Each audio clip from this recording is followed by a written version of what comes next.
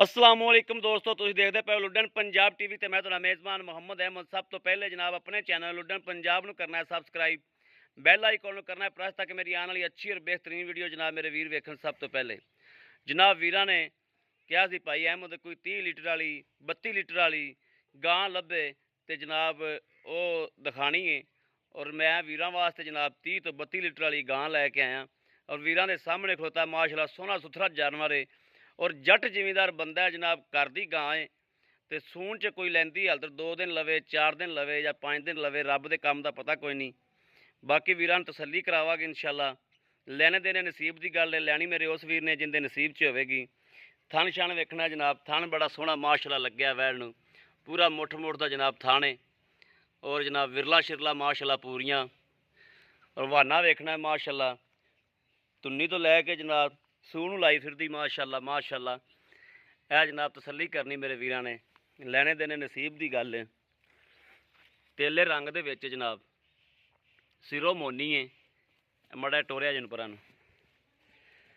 और जनाब मालक को तसल्ली करा के बाद इंशाल्लाह भी सूबा किनवा सूई है, सूना इन्हें अगे दुध की करती रही है, हुण की करेगी, ये सारा हिसाब किताब जनाब थणा दी पिछे दी हर शै दी गारंटी लवांगे आपां इंशाल्लाह अल्लाह के हुक्म नाल।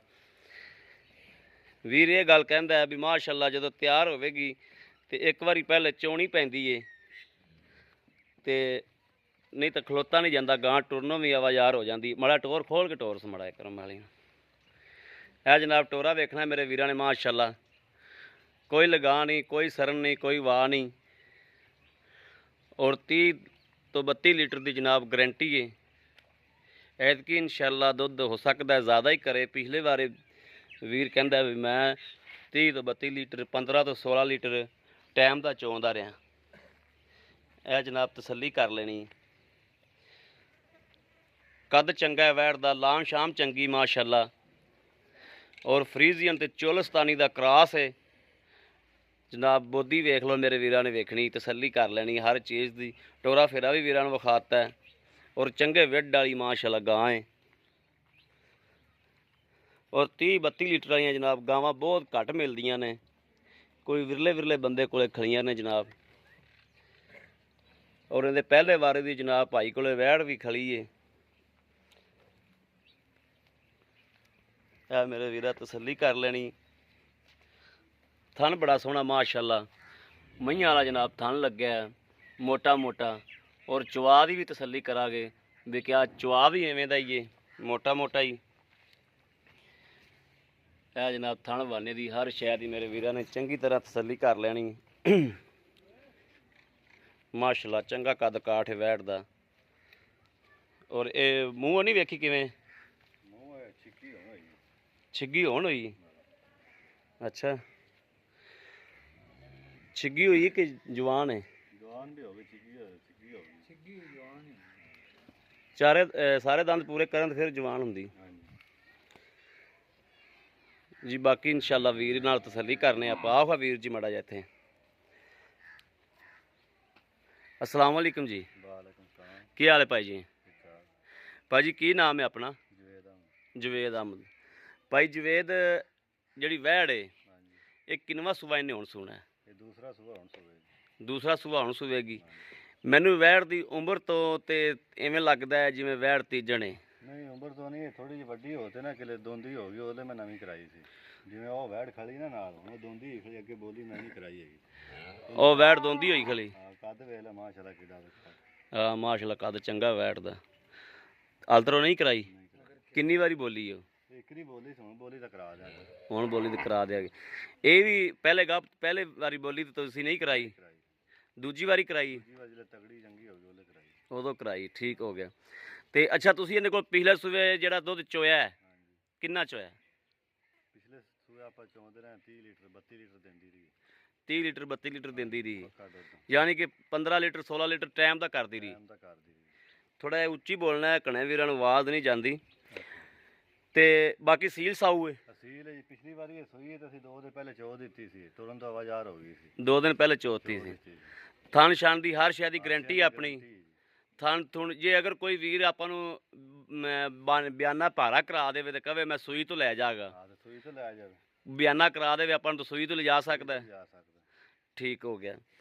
ਤੇ ਇਹਦਾ ਜਨਾਬ ਲੈਣਾ ਕੀ ਤੁਸੀਂ ਇਹਦਾ ਜਿਹੜਾ ਲੈ ਲੈਣਾ? ਇਹਦੇ ਪਹਿਲੇ ਸੂਬੇ ਦੀ ਵੱਛੀ ਕਿਹੜੀ ਹੈ?